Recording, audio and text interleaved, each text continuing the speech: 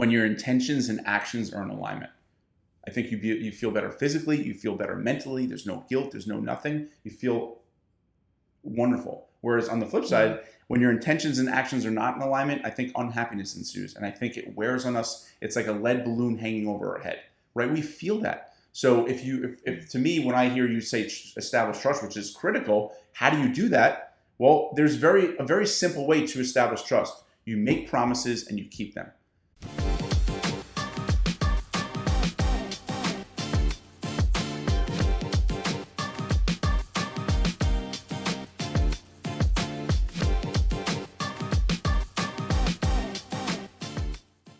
Hey, Adam, I just had a really awesome conversation with a client recently, and today I want us to talk about it a little more because I think it wasn't only useful for that client and for me, because I've thought a lot about it since, but I think it would be really useful for our listeners. Are you ready? I'm ready. I love it. Let's share away.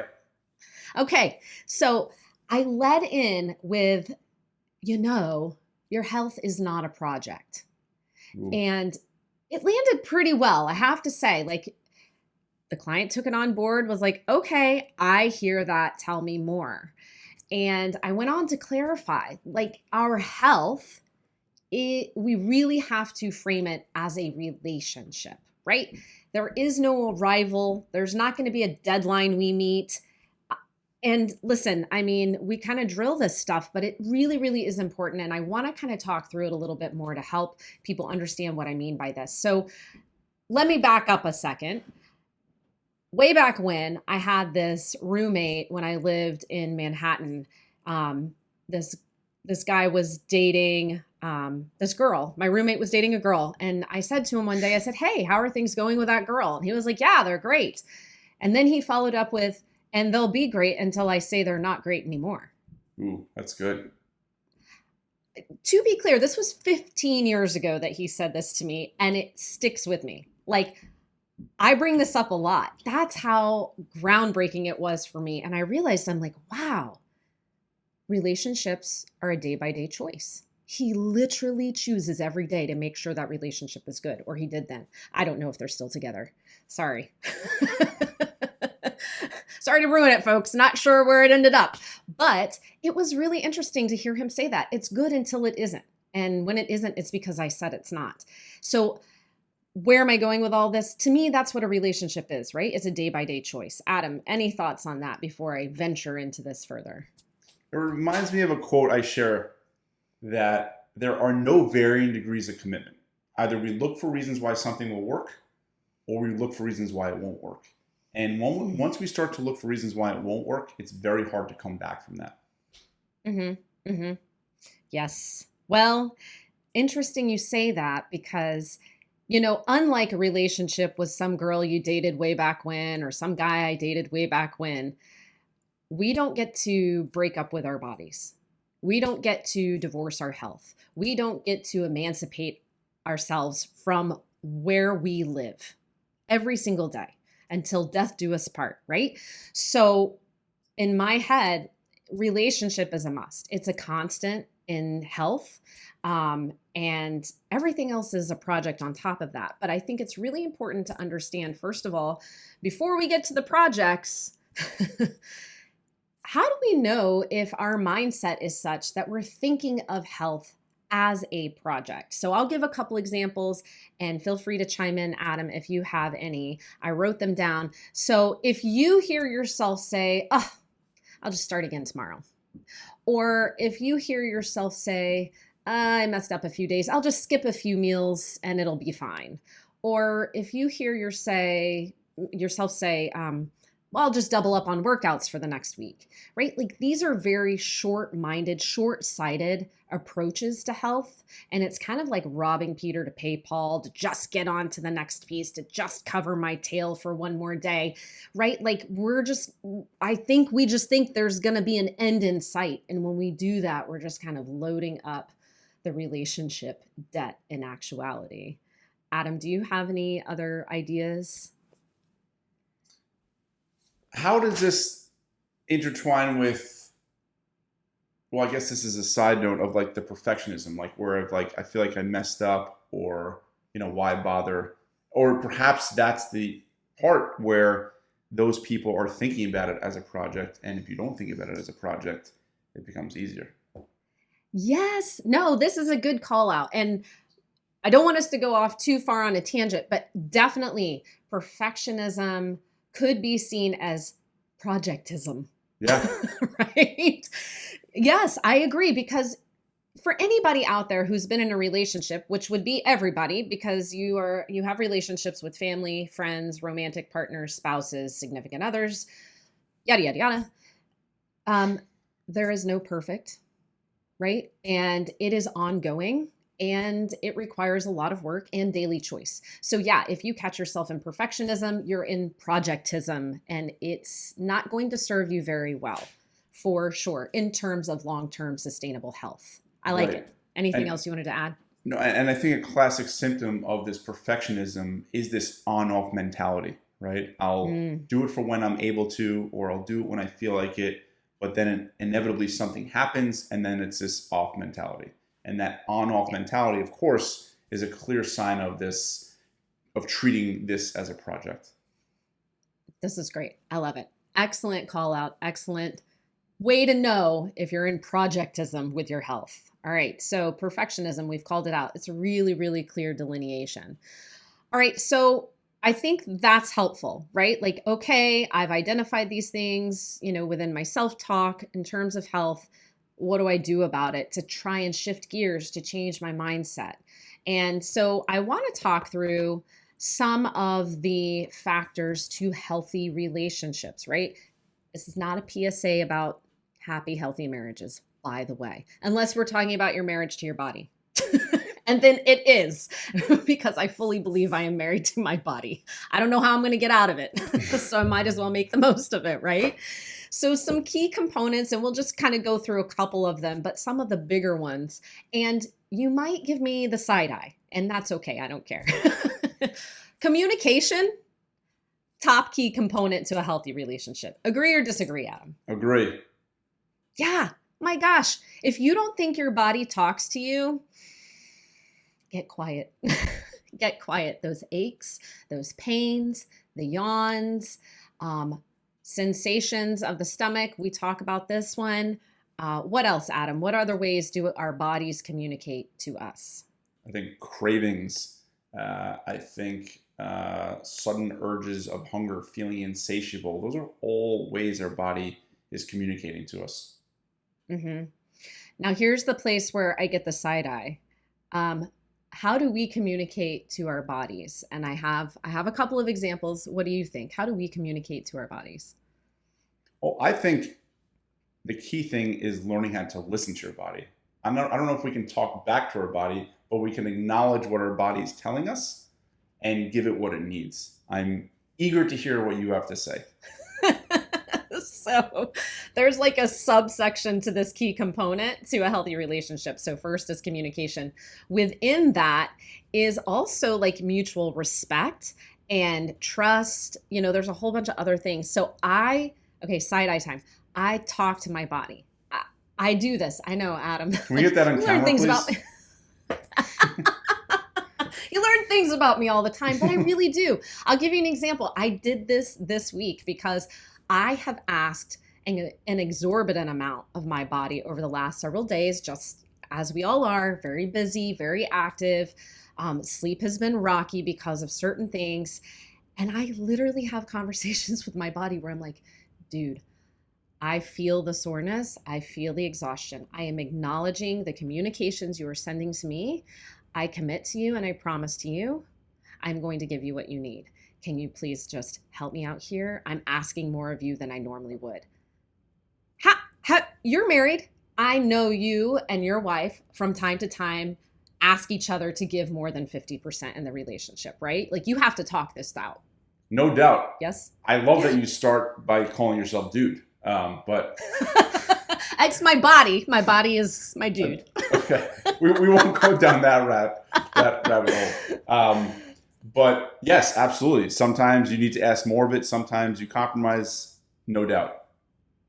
And it sounds crazy, y'all, but I'm telling you, and I have my clients do this. And they always tell me, you know what? It does kind of work. I think it just helps to kind of open the lines of communication, which sometimes feels sticky, right? Especially if you're in conflict, right? Which is another key component of a healthy relationship, is understanding and accepting that there are going to be times of conflict and that we have to learn healthy conflict resolution via clear, honest, direct communication. Right? Like, okay, do you have any ideas? When are you in conflict with your body, Adam? Well, first off, that's a good question, but I love the idea of the communication because I really do believe that, of course, we have all sorts of thoughts, all sorts of emotions, and when you let it out, even if you're just journaling it or talking out loud to yourself, it definitely reduces the intensity of those feelings. And Mhm. sometimes just acknowledging, like, hey, this is going to be a really crazy week, really crazy few days, just like talking that out, even if it's with yourself, I really do think there's a lot of power to that. Um, because again, it just reduces the intensity of it. It's the acknowledgement of it. So that's great. In terms of when I communicate with myself, is that what you asked? Well, in particular, regarding conflicts you may run into with your health or your body. So I've been dealing with this issue that I've mentioned on here a few times. That my right side is I had this pinched nerve, and like mentally I'm like I want to do everything I used to be able to do, but physically I cannot, and it's really really frustrating. So there's definitely been a conversation about a trusting my body that it's trying to heal it's trying to heal itself, but b this is a good opportunity to do other things, to try other things, Mm. and that is a constant conversation I'm having with myself. Yeah, and you have to talk through it, right? You're in conflict right now. Your head, the Adam side of things, sees life as one way. Well, we've always done it this way. Why can't we do it this way? I'm frustrated with you. And your body's like, Adam, this is where we're at. This is all I've got to give right now. And you have to work through that, right? And it is daily, right? Because you were living your life one way for so long. So now it's daily conflict resolution, which is really, really healthy. It's a healthy thing to have in a relationship. Congratulations, you have a healthy relationship with your Thanks. I mean, body. listen, I start out, I'm like, babe. I start out, no, I'm kidding. You said dude. You got a babe, I got a dude. I love it. I love it. You brought up some other things. Trust is super important. Listen, I think we undervalue how smart our bodies are. Do you agree? I feel like we think less of them than they actually are. They're wicked smart. Yeah, I mean, there's a lot of schools of thought on this. There's a lot of books about this. The Body Keeps Score is one that comes to mind. Mm, You can't hide from your body. You can't.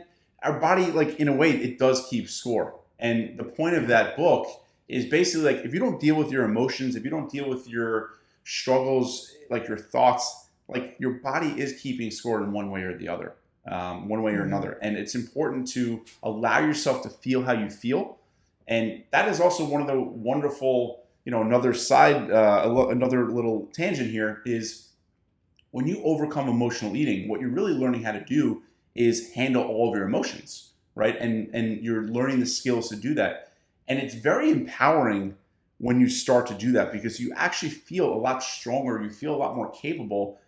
And for a lot of people, they report they just feel better physically too. And I don't think that's a coincidence. You're dealing with everything as opposed to just suppressing it. Yeah, definitely. I mean, the trust piece with the body, I've helped clients learn this over the years. And once there is mutual trust, there has to be mutual trust. I've seen the body do amazing things, and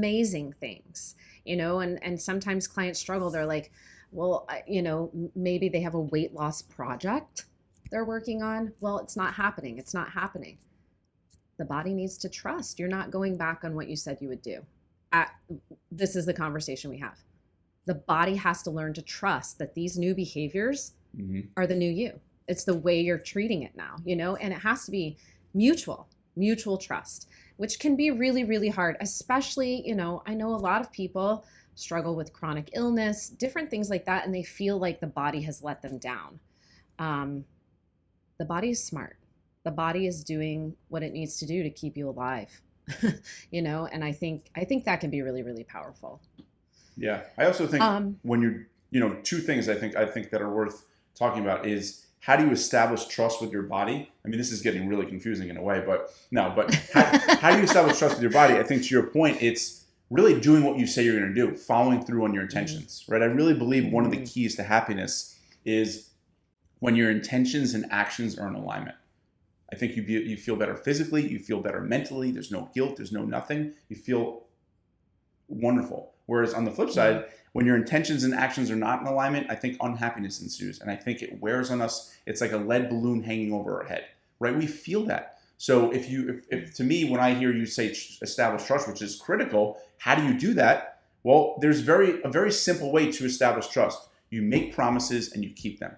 So if Yep. you make a promise, you keep them and you do whatever you can. You talk with your coach about it. You say, hey, I'm worried I'm not like you engage us, right? We can help you keep your promises. That's part of what it is, right? And that's number one. And then I think in terms of chronic illness and like things like that, I think what I hear from a lot of people is when they go down that path, unfortunately, they kind of stop doing everything else. But I think it's really important to make sure you're doing everything you possibly can to deal with that. I had a conversation with someone the other day where she's dealing with all sorts of stuff and she kind of just threw in the towel. And she really believes and knows that when she starts eating healthfully and starts moving in a way she's able to consistently, she's confident she'll get better. And I'm excited for her to experience consistency with us and reestablish that trust and connection with her body. Those are great examples. Thank you for expounding on that. It was not confusing at all. No, I was joking around that the us talking to ourselves is getting is getting like that duality we Dude all and have. Babe, yeah. We're gonna have a Yeah. Dude and Babe podcast Yeah. all their own. Everybody else's bodies can show up. So, all right. So those are some kind of heavier key components to healthy relationships. I did want to point out, like, it's also really important you have fun, right? Like, it can't all feel like work all the time. Relationships also get boring if they're healthy. We could probably do a whole podcast on boring. I don't know if we need to today, but I do think it's important to have fun. Have fun, right? Like, there's no reason to wait for the project ending to go out and have fun with your body. Figure out how you can have fun with your body, right? Like, and it will help you feel better. It's hard to feel terrible after you've had fun. I don't know, Adam, have you ever like felt terrible after having true fun? No, that is just like it is impossible to feel grateful and unhappy at the same time. If you're truly feeling grateful, it's really hard to feel unhappy at the same time. I think if you're truly having fun and you're immersed in that fun, it's impossible to feel bad after. Yeah. And to be clear, I mean, like, obviously we can't be having fun all the time. We're probably gonna end up in a place that's not so healthy, right? Relationship wise, health wise, body wise. So fun is an occasional thing. And sometimes it can really help to break up monotony of healthy relationships. Leave the drama out, insert fun on occasion, and it really works out well. So, anything else you want to say about like healthy relationship key components?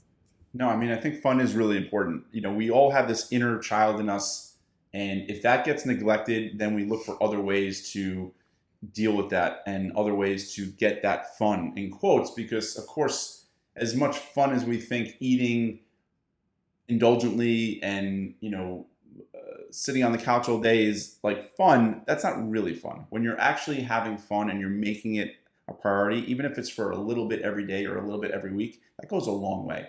And you're taking care of that inner child that wants fun, right? What do kids want to do? All they want to do is play, right? They want to play.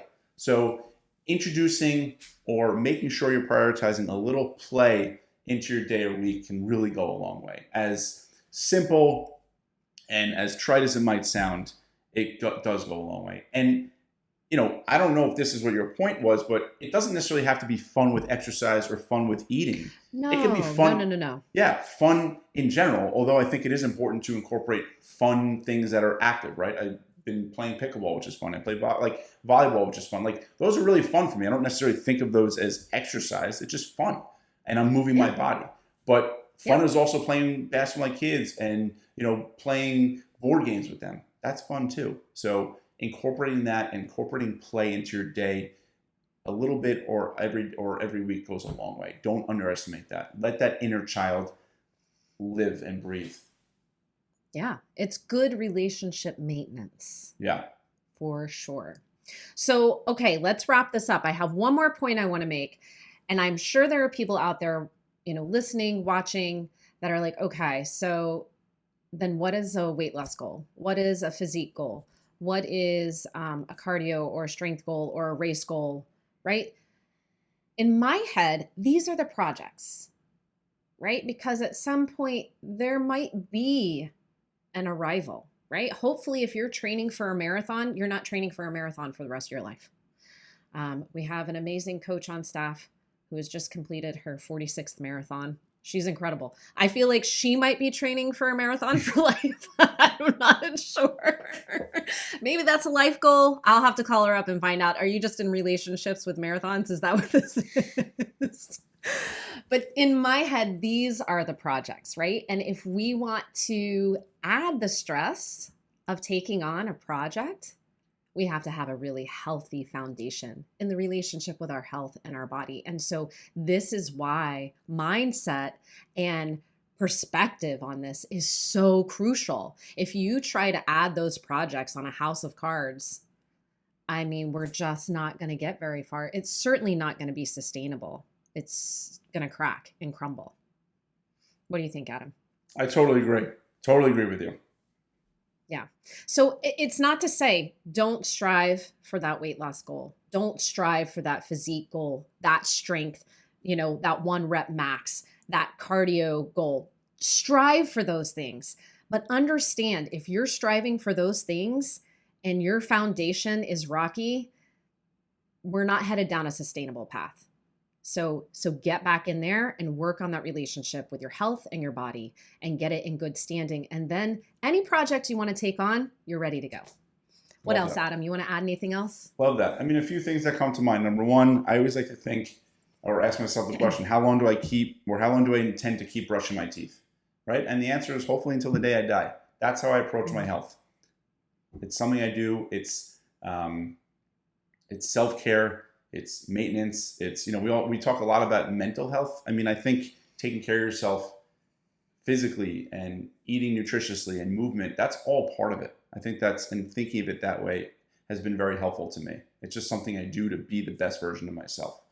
You talked about communication, of course. I think a big part of communication also is dealing with the uncomfortable conversations, right? And just being open and honest with yourself, but also with your coach. That's part of it. We're all really, really good at making promises to other people and often keeping them. But when it comes to ourselves, we break them. So use us. And, that can enhance your conversation. That can enhance your relationship, right? And that's a huge advantage. Use us. And I think it's only going to help your relationship improve. So yeah, that's all I have to add. Okay. All right, guys. Well, we covered a lot. And there's a lot more we could discuss. If you guys have questions about what we brought up today, if you have thoughts, comments, as always, please reach out to us. Email Adam. You can leave comments on the YouTube site. We'd love to hear from you. And we hope everybody's out there rocking some healthy relationships with their body and with their health. And then you can take on those projects. Come work with us. We like projects. All right, guys, take good care, and we'll see you next time.